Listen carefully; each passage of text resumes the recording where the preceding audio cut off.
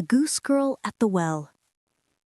There was once upon a time a very old woman who lived with her flock of geese in a remote clearing in the mountains, and there had a little house. The clearing was surrounded by a large forest, and every morning the old woman took her crutch and hobbled into it. There, however, she was quite active, more so than anyone would have thought, considering her age, and collected grass for her geese, picked all the wild fruit she could reach, and carried everything home on her back. Anyone would have thought that the heavy load would have weighed her to the ground, but she always brought it safely home. If anyone met her, she greeted him quite courteously. "Good day, dear countryman. It is a fine day." "Ah, you wonder that I should drag grass about, but everyone must take his burden on his back."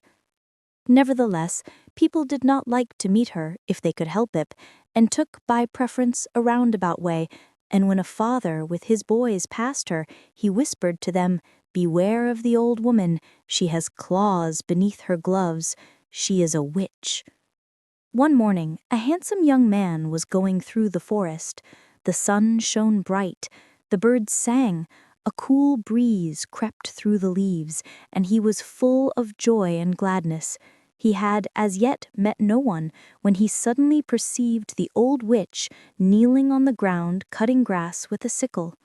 She had already thrust a whole load into her bundle, and near it stood 2 baskets which were filled with wild apples and pears. "But, good little mother," said he, "how can you carry all that away?" "I must carry it, dear sir," answered she. "Rich folks' children have no need to do such things, but with the peasant folk the saying goes, 'Don't look behind you, you will only see how crooked your back is.'" "Will you help me?" she said, as he remained standing by her. "You have still a straight back and young legs, it would be a trifle to you.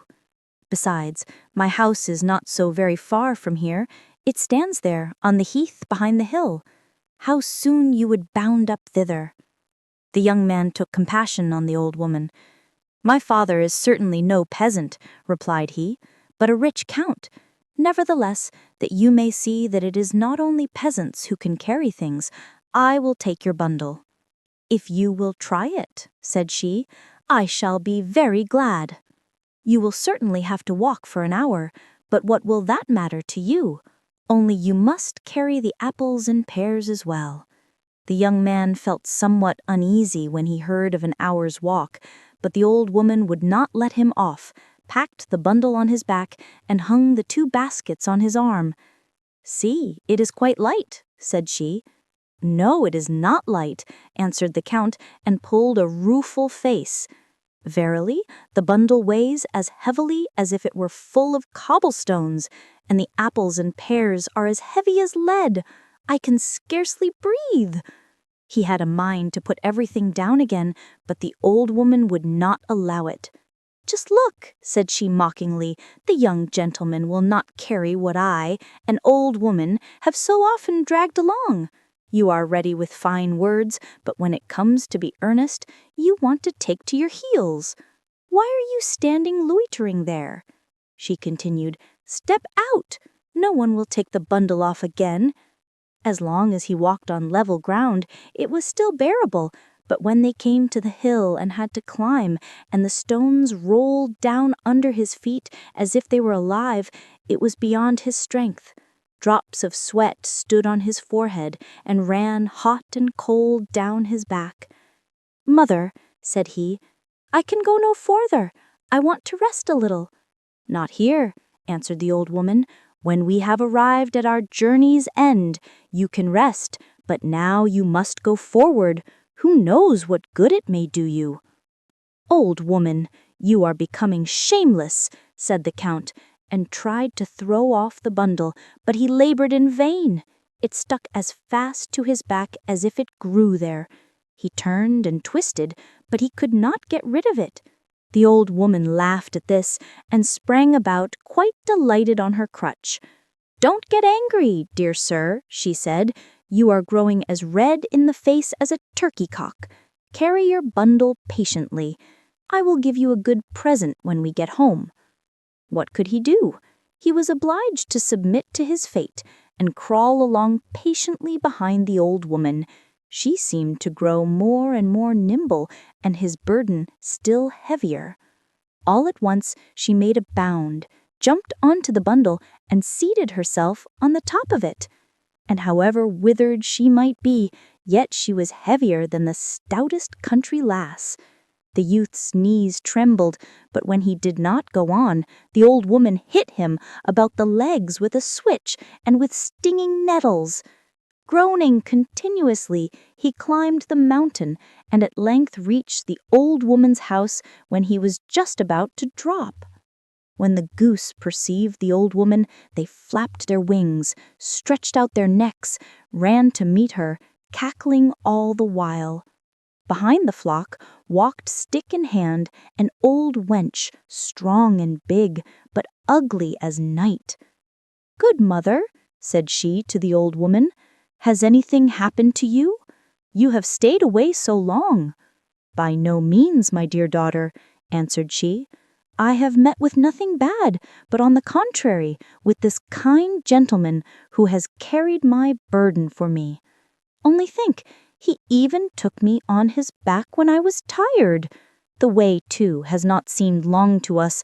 We have been merry and have been cracking jokes with each other all the time."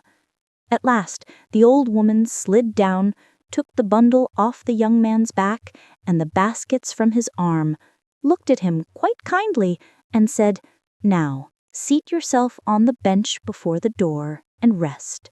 You have fairly earned your wages, and they shall not be wanting." Then she said to the goose girl, "Go into the house, my dear daughter. It is not becoming for you to be alone with a young man. One must not pour oil onto the fire. He might fall in love with you."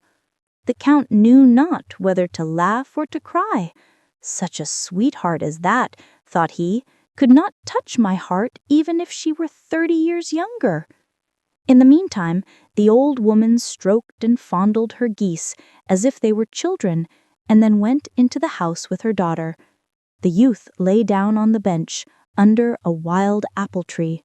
The air was warm and mild. On all sides stretched a green meadow, which was set with cowslips, wild thyme, and 1,000 other flowers.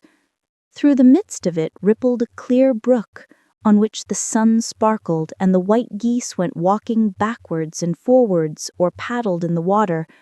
"It is quite delightful here," he said, "but I am so tired that I cannot keep my eyes open. I will sleep a little. If only a gust of wind does not blow my legs off my body, for they are as rotten as tinder."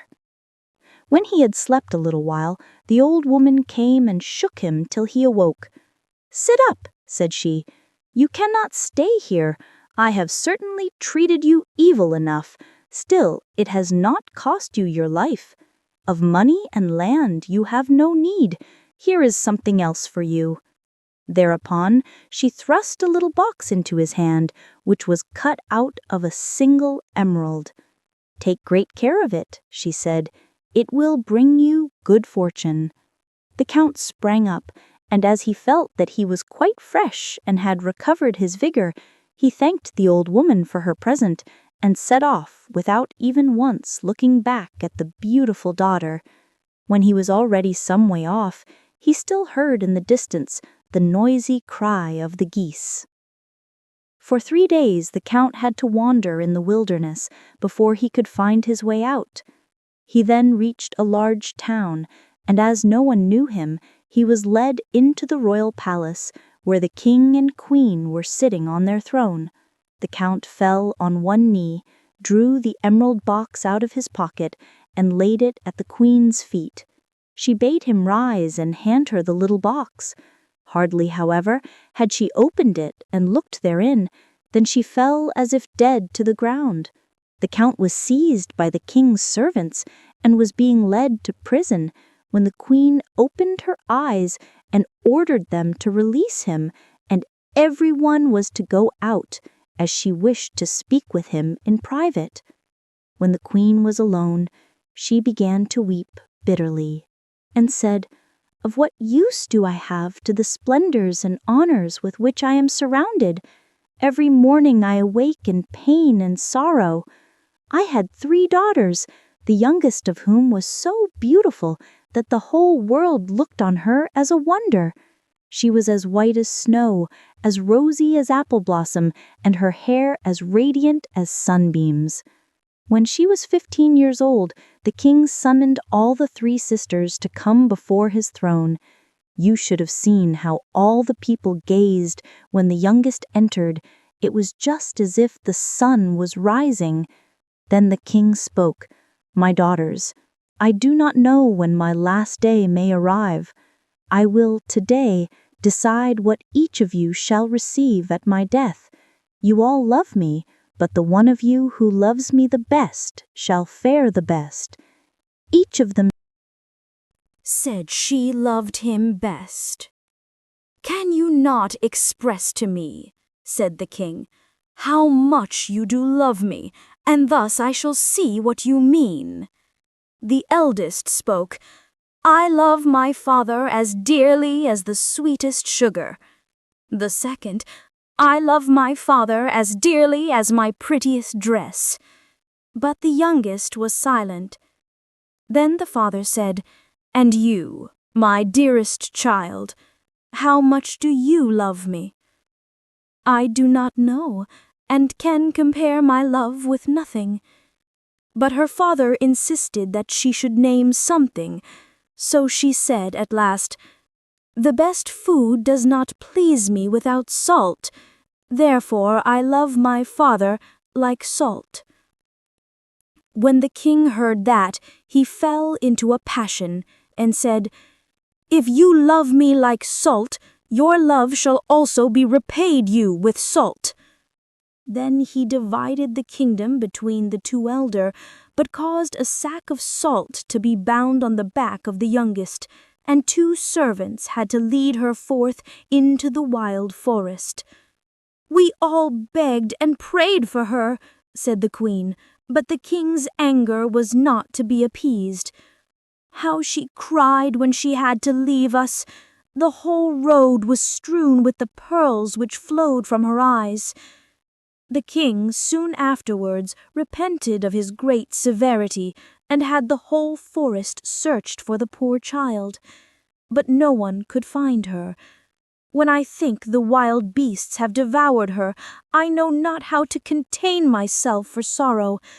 Many a time I console myself with the hope that she is still alive, and may have hidden herself in a cave, or has found shelter with compassionate people. But picture to yourself, when I opened your little emerald box, a pearl lay therein, of exactly the same kind as those which used to fall from my daughter's eyes. And then you can also imagine how the sight of it stirred my heart. You must tell me how you came by that pearl." The count told her that he had received it from the old woman in the forest, who had appeared very strange to him, and must be a witch. But he had neither seen nor heard anything of the queen's child. The king and the queen resolved to seek out the old woman. They thought that there where the pearl had been, they would obtain news of their daughter. The old woman was sitting in that lonely place at her spinning wheel, spinning. It was already dusk, and a log which was burning on the hearth gave a scanty light. All at once there was a noise outside. The geese were coming home from the pasture and uttering their hoarse cries. Soon afterwards the daughter also entered. But the old woman scarcely thanked her, and only shook her head a little. The daughter sat down beside her, took her spinning wheel, and twisted the threads as nimbly as a young girl. Thus they both sat for 2 hours, and exchanged never a word. At last something rustled at the window, and 2 fiery eyes peered in. It was an old night owl, which cried, "Oh-hoo! Oh-hoo! Oh-hoo!" 3 times. The old woman looked up just a little, then she said, "Now, my little daughter, it is time for you to go out and do your work." She rose and went out. And where did she go? Over the meadows, ever onward, into the valley. At last she came to a well with 3 old oak trees standing beside it. Meanwhile, the moon had risen large and round over the mountain, and it was so light that one could have found a needle. She removed the skin which covered her face, then bent down to the well and began to wash herself. When she had finished, she dipped the skin also in the water and then laid it on the meadow so that it should bleach in the moonlight and dry again. But how the maiden was changed! Such a change as that was never seen before. When the grey mask fell off, her golden hair broke forth like sunbeams and spread about like a mantle over her whole form. Her eyes shone out as brightly as the stars in heaven, and her cheeks bloomed a soft red like apple blossom. But the fair maiden was sad. She sat down and wept bitterly. One tear after another forced itself out of her eyes and rolled through her long hair to the ground. There she sat, and would have remained sitting a long time, if there had not been a rustling and cracking in the boughs of the neighboring tree. She sprang up like a roe which had been overtaken by the shot of the hunter. Just then the moon was obscured by a dark cloud, and in an instant the maiden had put on the skin and vanished like a light blown out by the wind. She ran back home, trembling like an aspen leaf. The old woman was standing on the threshold, and the girl was about to relate what had befallen her, but the old woman laughed kindly and said, "I already know." She led her into the room and lit a new log. She did not, however, sit down to her spinning again, but fetched a broom and began to sweep and scour. "All must be clean and sweet," she said to the girl. "But, mother," said the maiden, "why do you begin work at so late an hour? What do you expect?" "Do you know, then, what time it is?" asked the old woman. "Not yet midnight, but already past 11 o'clock. "Do you not remember," continued the old woman, "that it is 3 years today since you came to me? Your time is up. We can no longer remain together." The girl was terrified, and said, "Alas, dear mother, will you cast me off? Where shall I go? I have no friends and no home to which I can go. I have always done as you bade me, and you have always been satisfied with me. Do not send me away." The old woman would not tell the maiden what lay before her. "My stay here is over," she said to her, "but when I depart, house and parlour must be clean.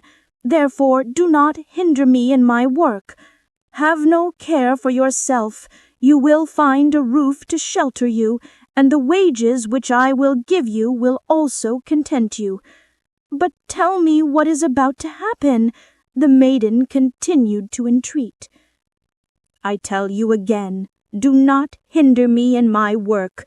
Do not say a word more.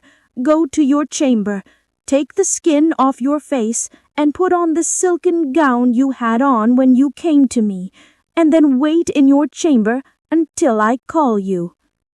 But I must once more tell of the king and queen who had journeyed forth with the count in order to seek out the old woman in the wilderness. The count had strayed away from them in the wood by night and had to walk onward alone. Next day it seemed to him that he was on the right track. He still went forward until darkness came on, then he climbed a tree, intending to pass the night there, for he feared that he might lose his way.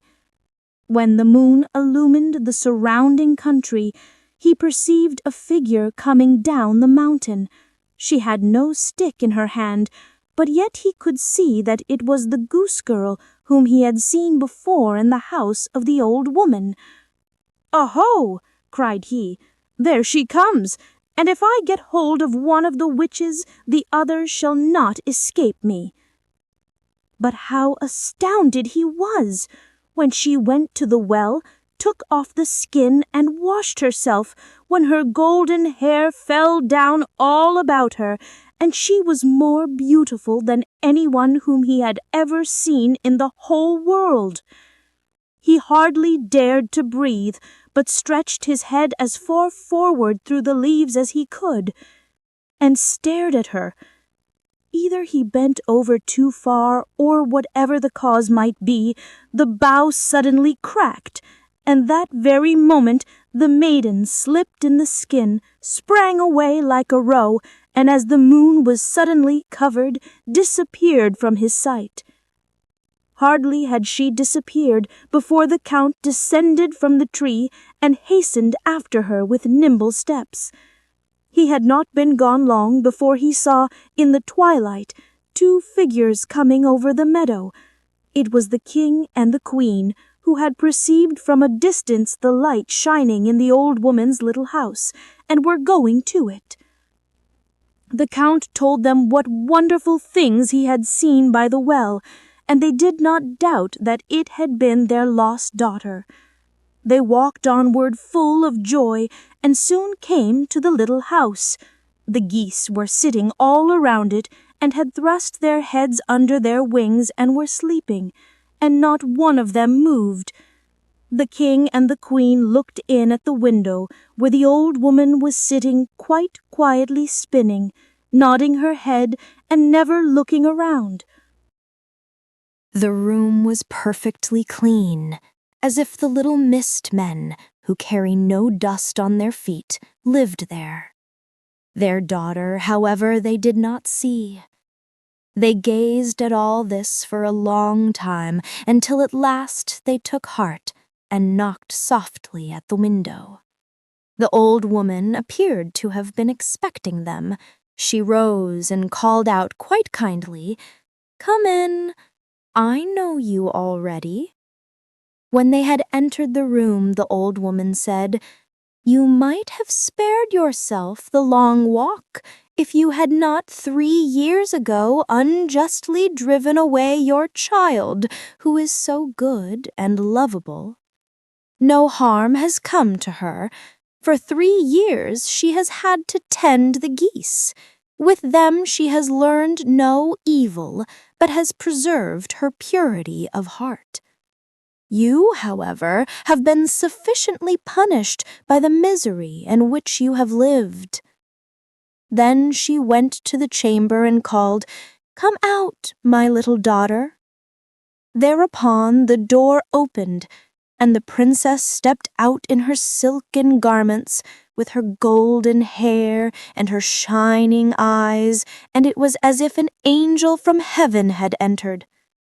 She went up to her father and mother, fell on their necks and kissed them. There was no help for it. They all had to weep for joy. The young Count stood near them, and when she perceived him, she became as red in the face as a moss rose. She herself did not know why. The King said, "My dear child, I have given away my kingdom. What shall I give you?" "She needs nothing," said the old woman. "I give her the tears that she has wept on your account. They are precious pearls, finer than those that are found in the sea, and are worth more than your whole kingdom, and I give her my little house as payment for her services." When the old woman had said that, she disappeared from their sight. The walls rattled a little, and when the King and Queen looked round, the little house had changed into a splendid palace. A royal table had been spread, and the servants were running hither and thither. The story goes still further, but my grandmother, who related it to me, had partly lost her memory and had forgotten the rest. I shall always believe that the beautiful princess married the Count, and that they remained together in the palace, and lived there in all happiness so long as God willed it.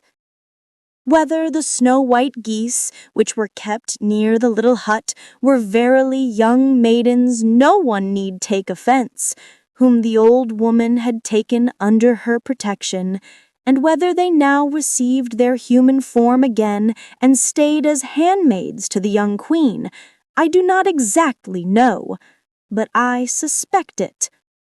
This much is certain, that the old woman was no witch as people thought, but a wise woman who meant well.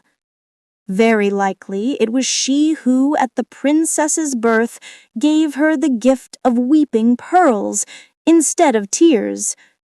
That does not happen nowadays, or else the poor would soon become rich.